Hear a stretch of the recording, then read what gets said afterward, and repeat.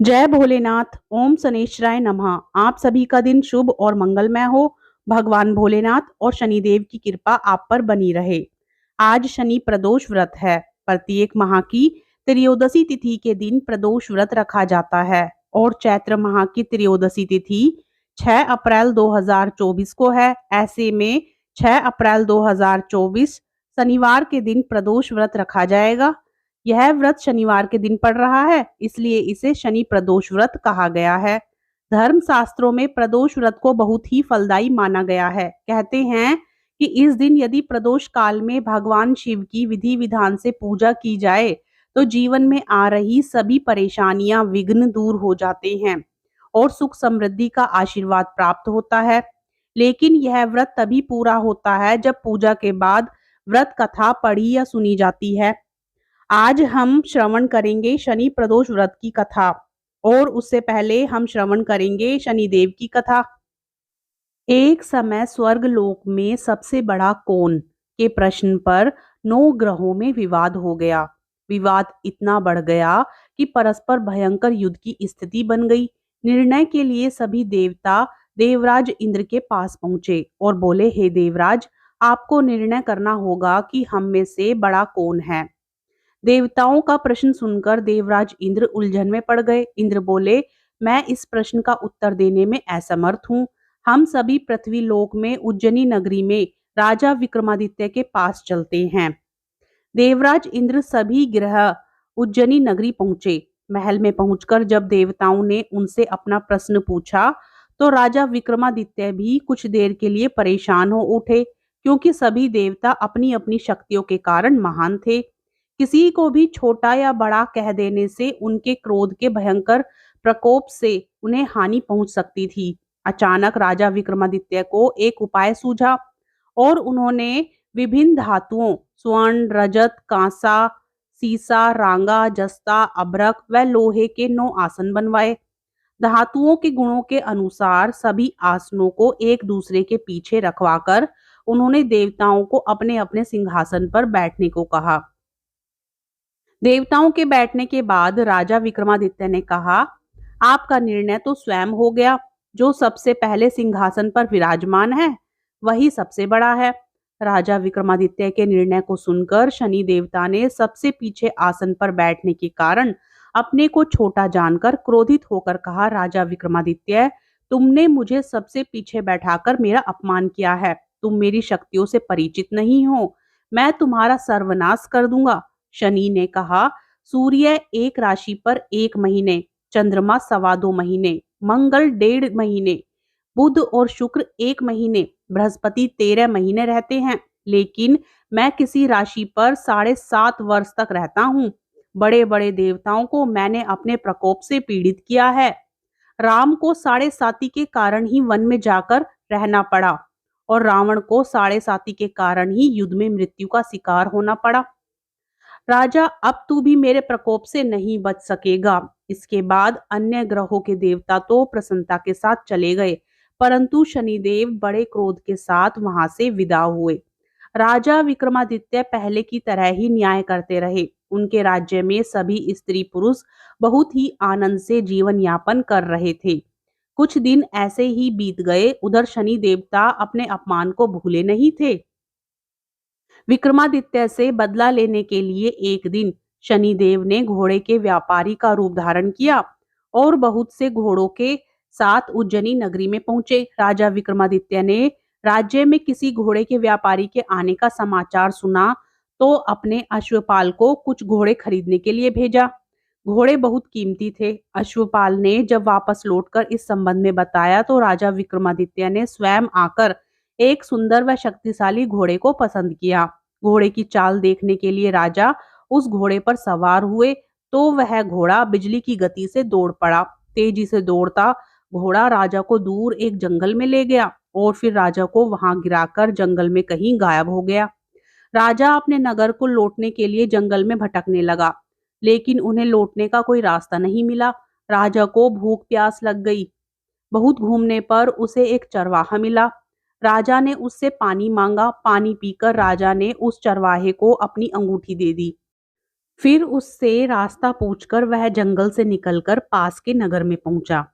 राजा ने एक सेठ की दुकान पर बैठकर कुछ देर आराम किया। उस सेठ ने राजा से बातचीत की तो राजा ने उसे बताया कि मैं उज्जैनी नगरी से आया हूँ। राजा के कुछ देर दुकान पर बैठने से सेठ की बहुत बिक्री हुई। सेठ ने राजा को बहुत भाग्यवान समझा और खुश होकर उसे अपने घर भोजन के लिए ले गया। सेठ के घर में सोने का एक हार खूंटी पर लटका हुआ था। राजा को उस कमरे में छोड़कर सेठ कुछ देर के लिए बाहर गया। तभी एक आश्चर्यजनक घटना घटी। राजा के देखते ही देखते सोने के उस हार को खूंटी निगल गई। सेठ ने कमरे में लौटकर हार को गायब देखा तो चोरी का संदेह राजा पर ही किया, क्योंकि उस कमरे में राजा ही अकेला बैठा था। सेठ ने अपने नौकरों से कहा कि इस परदेसी को रस्सियों से बांधकर नगर के राजा के पास ले चलो। राजा ने विक्रमादित्य से हार के बारे में पूछा तो उसने बताया कि उसके देखते ही देखते खुंटी ने हार को निगल लिया था। इस पर राजा ने क्रोधित होकर चोरी करने के अपराध में विक्रमादित्य के हाथ पांव काटने का आदेश दे दिया। राजा विक्रमादित्य के हाथ पांव काटकर उसे नगर की सड़क पर छोड़ दिया गया।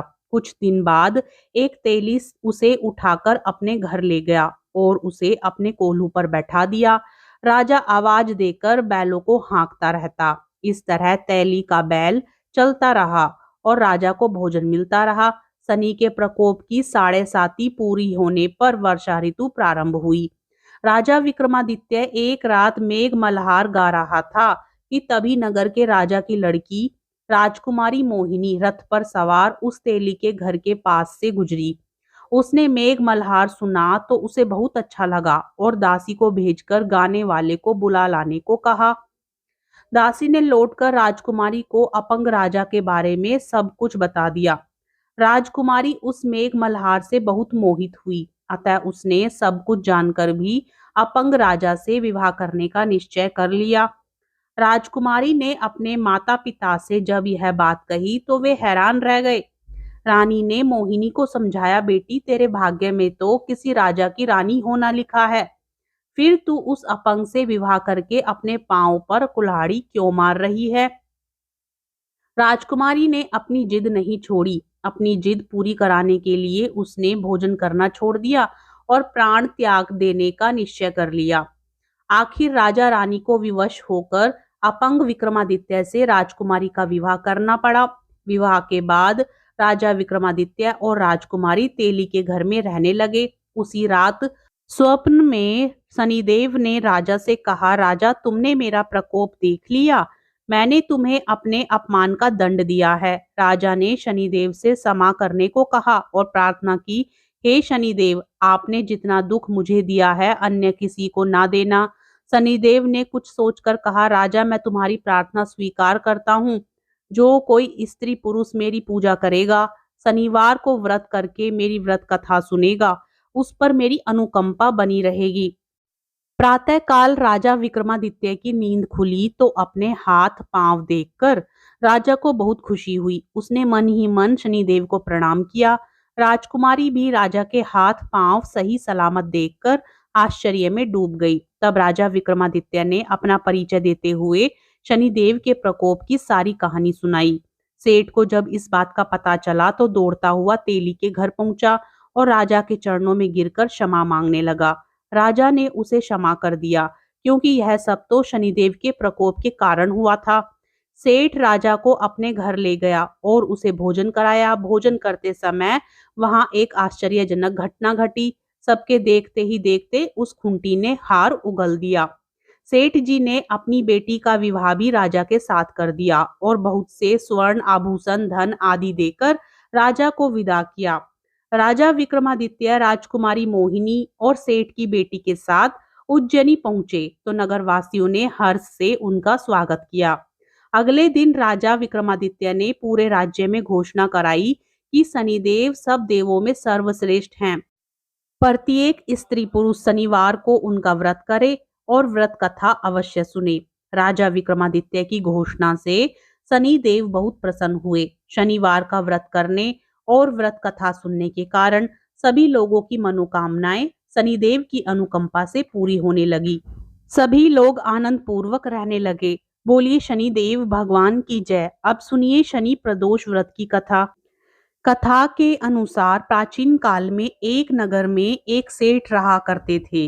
सेठ जी के घर में हर प्रकार की सुख सुविधाएं थी, लेकिन संतान नहीं होने के कारण सेठ और सेठानी हमेशा दुखी रहते थे। काफी सोच विचार करके सेठ जी ने अपना काम नौकरों को सौंप दिया और खुद सेठानी के साथ तीर्थ यात्रा पर निकल पड़े। अपने नगर से बाहर निकलने पर उन्हें एक साधु मिले जो ध्यान मग्न में बैठे थे। सेठ जी ने सोचा क्यों ना साधु से आशीर्वाद लेकर आगे की यात्रा की जाए। सेठ और सेठानी साधु के निकट बैठ गए। साधु ने जब आंखें खोली तो उन्हें ज्ञात हुआ कि सेठ और सेठानी काफी समय से आशीर्वाद की प्रतीक्षा में बैठे हैं। साधु ने सेठ और सेठानी से कहा कि मैं तुम्हारा दुख जानता हूँ। तुम शनि प्रदोष व्रत करो, इससे तुम्हें संतान सुख प्राप्त होगा। साधु ने सेठ सेठानी को प्रदोष व्रत की विधि भी बताई और शंकर भगवान की वंदना बताई। हे रुद्रदेव शिव शंकर नमस्कार। शिव शंकर जगगुरु नमस्कार। हे नीलकंठ सुर नमस्कार। शशि मौली चंद्र सुख नमस्कार। हे उमाकांत सुधी नमस्कार। उग्रत्व रूप नमस्कार। ईशान ईश प्रभु नमस्कार। विश्वेश्वर प्रभु शिव नमस्कार। दोनों साधु से आशीर्वाद लेकर तीर्थ यात्रा के लिए आगे चल पड़े। तीर्थ यात्रा से लौटने के बाद सेठ और सेठानी ने मिलकर शनि प्रदोष व्रत किया, जिसके प्रभाव से उनके घर एक सुंदर पुत्र का जन्म हुआ और खुशियों से उनका जीवन भर गया। बोलिए शिव शंकर भगवान की जय। शनि देव भगवान की जय। अब सुनिए शनि प्रदोष व्रत की दूसरी कथा। प्राचीन काल में एक नगर में एक विधवा ब्राह्मणी रहा करती थी। पति की मृत्यु के बाद उसके पास लालन पालन करने का कोई साधन नहीं था, इसलिए वह भिक्षा मांगकर अपना जीवन व्यतीत कर रही थी। रोजाना की तरह एक दिन जब वह भिक्षा मांगकर वापस अपने घर की ओर लौट रही थी तो उसे रास्ते में दो बालक दिखाई दिए जो कि अकेले थे और अपना रास्ता भटक गए थे। ब्राह्मणी दोनों बालकों को अपने साथ घर ले आई और उनका पालन पोषण करने लगी। जब वे दोनों बालक बड़े हो गए तो ब्राह्मणी उन्हें लेकर ऋषि सांडल्य के आश्रम में गई। वहां जाकर ब्राह्मणी ने ऋषि सांडल्य से अनुरोध किया कि वह अपने तपोबल से बालकों के बारे में पता लगाए और ऋषि ने ब्राह्मणी का स्वच्छ मन देखकर उसकी बात मान ली। ऋषि ने अपने तपोबल से पता लगाया और बताया कि यह कोई साधारण बालक नहीं है, बल्कि ये दोनों विदर्भ राज के राजकुमार हैं। गंधर्व नरेश के आक्रमण से इनके पिता का राजपाट छिन गया है। यह सुनकर ब्राह्मणी ने ऋषि से कहा कि कोई ऐसा उपाय बताएं जिससे बालकों को अपना राजपाट व घर परिवार वापस मिल जाए। ऋषि शांडल्य ने ब्राह्मणी और राजकुमारों को प्रदोष व्रत की महिमा बताई और यह व्रत रखने की सलाह दी। ब्राह्मणी और दोनों राजकुमारों ने विधि विधान से प्रदोष व्रत किया। एक दिन बड़े राजकुमार की मुलाकात अंशुमती से हुई और दोनों एक दूसरे से प्रेम करने लगे। इसके बाद ब्राह्मणी ने अंशुमती के पिता से विवाह की बात की तो वह मान गए और दोनों का विवाह हो गया। अंशुमती भी एक राजा की पुत्री थी और उसके पिता के सहयोग से दोनों राजकुमार ने गंधर्व पर हमला कर दिया और उनकी जीत हुई, जिसके बाद दोनों राजकुमारों को अपना सिंहासन वापस मिल गया और गरीब ब्राह्मणी को भी एक खास स्थान दिया गया, जिससे उनके सारे दुख खत्म हो गए। राजपाट वापस मिलने का कारण प्रदोष व्रत था, जिससे उन्हें संपत्ति मिली और जीवन में खुशहाली आई।